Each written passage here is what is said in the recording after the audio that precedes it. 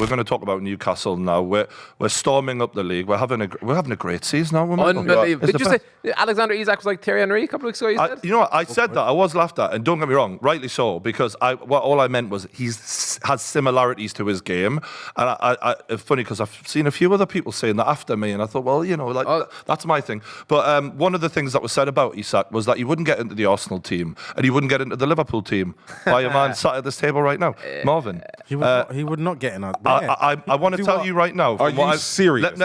Let me land, lads. Let me land. I just want to say. He also said that Newcastle don't really hammer teams and that we just grind them down. Since then, we've beaten West Ham 5 and Spurs 6. But I'm not going to say that. I'm not going to say that. No, the Isak thing, I have to say, Marvin. He's class. I'm telling you now. I'm going to put everything on this because this might just be form, but if it is, fuck me. Alexander Isak is only behind Haaland and Kane in this Premier League. What? He is better than any striker. And I'm talking about out-and-out strikers. I'm not talking about Mo Salah because he's a different... Salah and Rashford are different positions. I'm talking about strikers. And Alexander Isak is that guy. He is unreal. He hasn't even got to 20 goals yet. How dare you? What on earth? Mate, he's only played 15 games and he's got 10. Whose fault is that? He got an injury, to be fair. So didn't Gabriel Jesus get injured? So Erling Haaland is the only player in the Premier League with a better goals per games ratio than Alexander Isak. And I can tell you now, the goals Alexander Isak scores, they're not easy to score. It's not like they're on a play. Like, we don't have great wingers. Like, we got Murphy, you know? We got players who are struggling a little bit in terms of quality. And Alexander Isak is making chicken salad out of chicken shit right Wait until he gets better service. Oh my God. If we go and sign wingers or providers who can pick them out like some of these players can in this game, I'm telling you now, Alexander Isak is the fucking future of the Premier League, and only Erling Haaland, because Harry Kane's obviously going to be getting older. It'll be Erling Haaland and Alexander Isak for Golden Boot. And with the Thierry Henry comparisons, he's actually adapted to the Premier League a lot quicker than Henry did. When you talk about a legend like Henry, you're always going to sound insane. But what I mean is the movement style, the dribbling style, the intelligence for goal, the fact that he can score goals from everywhere on the park. And I'm not saying he's the next Henry because there is only one, and he is a legend, right? He's one of the best players I've ever seen in my life. I don't think he's going to have that kind of career, but I think he's going to be fucking amazing. And I think we're looking at a world-class footballer. And I know because I haven't seen a world-class footballer at Newcastle since Alan Shearer hung his boots up. We're looking at someone who is world-class. Like, Zlatan Ibrahimovic doesn't speak up for you for no reason. He's like... This is the boyo, by the way. And I'm looking at him going, how the fuck did no one else sign him? I remember being like gutted that Darwin Núñez went to Liverpool because Alexander Isak got injured, and I was like, ugh. But now I'm like, thank fuck we got Isak. He's a technical genius, and he's 6'4". His goals per game ratio, he walks into this Arsenal team. Marvin's had enough. Sorry, it's a rough day for Marvin. There's only so much nonsensical attacks. It's not nonsensical though. What are you not seeing, man? He may get us a title chase. At some point in the next year or two, we're going to be, I'm just going to put this out here, and people can replay it and laugh at us. If Newcastle might end up in a title challenge because of a player like him, you need a goal machine. We've seen Harry Kane did it at Spurs. He is capable of propelling us to another level. He's done nothing. He has a better goals per game ratio than Harry Kane this season. But he's played a lot less games. What does he lack to be able to walk into the Arsenal side then? Everything. Everything. Nah, that's such a How dare bad you? answer. It's so first and foremost, leave Thierry Henry alone. Leave him alone. I will not, because in every form. He knocked my country out with a dodgy hot ball. He's a fucking cheat. I will not leave him alone. Fucking hell. Anyone that's watched the Premier League for the last 23 years or whatever it is, has seen players coming and have hot streaks and moments. Cool. We've seen Marcus Stewart. We've seen Kevin Phillips. We've seen Papa Cisse. We've seen Rohan Ricketts, or whatever the hell his name was. How dare you talk about him being the second best striker in the league because of just that one particular run of games? Spare us all. Do you know what? Until you've done a season and got 20 goals, and then we'll talk. And I agree, but you know what? I like being ballsy, and one thing that I think is important to remember is it's 11 Premier League starts, 10 goals. And so a lot of those substitutions are coming on for the junk minutes when he was recovering from injury, and there's things about him. So he's quick, he's got a great touch, and I'll tell you this, right? I don't even give a fuck anymore. I fucking lost it, lads. 1v1 with the keeper, I back him before Haaland to score. And this game proves why. Because Haaland has, he can be occasionally, he has games, right? Isak is as cold as ice. Call him MOP. He has got ice in his fucking veins. I'm telling you now. I'm loving this enthusiasm, Brian, but I would also... I've gone, mate. I've lost it. We've won 6-1. I've lost my I mind. wonder if you did the kickoff in 2012, would you say the same thing about Papi Cisse in his first 10 games? Because that was a good match. Do you know what the difference was? So this is a good point made by Marvin to help me sort of explain about it. Yeah. Papi Cisse, the ball was going in off his arse half the time. It was hitting him. He didn't know much about it, and he was just lashing out. This man is like a technical genius. Yeah. He's 6'4". He's quick. He can head. He can finish. I can't think of a single thing he can't do with a football. What did you think when we first signed him? It was the game against Liverpool. He was ruthless in front of goal. I don't remember a player I'm talking like Ruud van Nistelrooy level of like, you get him through on goal and you might as well turn around and ignore it. You know it's a goal. Yeah. That's what it was like against Spurs, but that's what it's been like about every time he's through on goal. I can't remember a game where I'm like the ball comes to him from that West Ham goal, and it's like, it comes to him. He's got a split second. Boom, goal. He is deadly. I think he's a good player. For a 23-year-old, he looks good. You're right. He's got the attributes. He's tall. He's quick. I saw bits and pieces of him at Real Sociedad, and apparently his goal record is quite good there as well. But I'm with Marvin, though. I think, and I like what you're doing. It's a hot take. You're being ballsy. I like that. Well, he did have a bad season before he came to us. He had a really good season. Wasn't he at Dortmund at one point or something? I think academy-wise. But he had a dodgy season with Sociedad. But look, lads, I've been watching football my whole fucking life. There's only 2 players that I've ever gotten this excited about in recent years, and it's Bruno Guimaraes, who I'm looking at and like thinking, yo, Cesc Fabregas, Mark II, you, and Isak. The rest of them, they're players who I'm not singing the praises of in this way, because I know that Eddie Howe's working a bit of magic here. You know, he's getting the most out of a player who'd slipped down the pecking order in Dan Burn, or like, you know, Fabian Shaw was basically cast aside by Steve Bruce, and now he's one of the best ball-playing centre-backs in the league.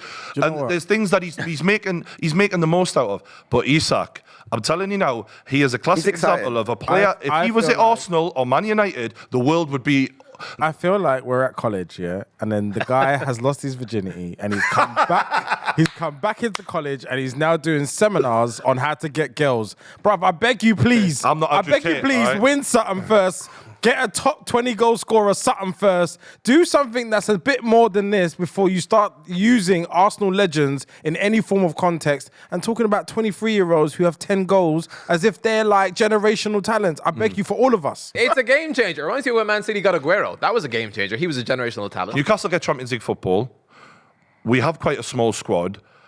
And notoriously, when a club is above their station and enters the Europe, it does impact their Premier League season. How do we navigate that, and what happens with Eddie Howe? Like, do we get fucked by the extra football, and do we knock down a few places? You need to make signings. Need to make a lot of signings in the summer. But here's the thing.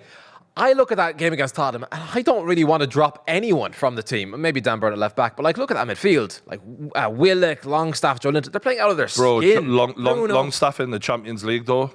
I know. The Champions League. I know. That's why we do need to make signings. That's where you're like, okay, it's another level of football. I think we're going to do this sensibly. I don't think we're going to do any stupid marquee, Eden Hazard, massive player signings. I think it's going to be more of a James Maddison, Wilfred Zaha on a free. Clever little and played. It's been a while since you played like Wednesday, Tuesday, and then on the weekend again, like regular. Yeah, like, so it's not easy. That's a great point, Craig, because our thing is we outwork teams from the get. Like, you've seen the way we came out against Spurs. Can we do that when we've just been playing the other night? Like, to maintain that level of energy is very difficult, and I am worried, to be honest, about what impact this is going to have. We'll be in the Champions League. There's nothing to worry about. Just enjoy it. I love it. But if we are in the Champions League and then we fuck it in the Premier League, and it feels like you're doing a step forward and then 3 steps back. I think you're still have a valid point about trying to create a squad out of a really good team. It's a really difficult thing to do, and many teams in their ascensions have made mistakes. And I think even the Man City team really had to go through a phase of really struggling in the Champions League as a result of trying to do it all. So I'm excited to see what type of players you build your squad with. But I don't even think James Maddison and Zaha are the right type of players, because really, I think what you've got great for you is that everybody works hard. Yeah. Like, I look at that team and I think, it's going to be a long day. You're just going to run around me. They're a collective, you're going to high press me. You start getting in players with a little bit of a relaxed attitude or have come from really challenging clubs. Are you able to maintain that? you What's to hungry? say why can't you turn that switch in them? Like that's what Eddie Howe's trying to do with Sam Maximin. They're too far Like he's gone. a languid sort of player, but he's trying to get him to work. I understand your point. Like Some of them are too far gone. Zaha had his chance, didn't he? He joined United. He went back to Palace. At Palace, he's a king. You know, the expectations at Palace aren't crazy high. You then go to a Newcastle who's on the up. They're playing well. Everyone's playing their socks off. You know, everyone's grinding. Zaha's not that kind of player. And then to say now, respectfully, you know, you're trying to say, but why can't we change that in him? He's already stuck in his ways. He's not the kind of play. You bring him in. Maybe, yeah. You bring him in for the kind of player he already is. Good point. He's not going to then change his play for this new Newcastle. I'm worried about we're getting linked with players like Harry Maguire and Scott McTominay, and I'm like, Sancho would be good at Newcastle. Respectful, I reckon. No, he needs a club that's got the culture already, and he comes in and he feels love, connected. The mission is clear. The style of football is clear. It can't be in a team like that. And I feel like the other thing about Newcastle, what they've got to be worried about, is that the region doesn't play against them in terms of like building a culture of players, like, and it can't be a money grab either. So like go in there and feeling like you're gonna like the Kieran Dyer culture and Titus Bramble culture of yesteryear. You can't recreate that even by proxy. I don't build really out a squad. I don't really get that. What do you mean the region? Like, why people don't want to live in the northeast? Like they live in the northwest from No, Manchester. they just use it as a way to be super famous and like sleep with loads of girls, go out partying a lot. Like the culture wasn't particularly healthy when they went up there. Kyle Walker. Yeah. No, I hear you, and I think it's important to get players who are going to buy into it, and like this is the thing: is Bruno Guimaraes, Isak, people who've got loads of talent but with a point to prove, and they're kind of the perfect mentality, age, and direction of where we're going. And I think that's what Eddie Howe has mentioned. He's been saying like, look, I'm not going to go out there and buy like 100 players just because we're in the Champions League. I need quality. And I think the idea is like he wants to go out there and get elite. The word has been elite.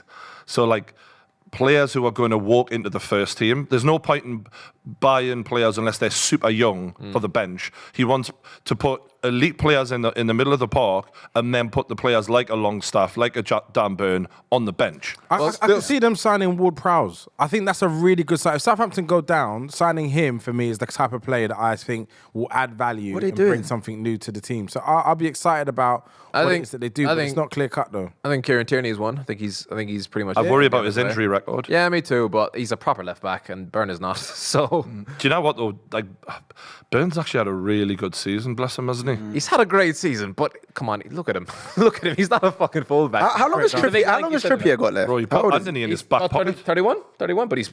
I mean, Trippier should be in the team of the season. There's no sign he's slowing down anytime soon. He's unbelievable.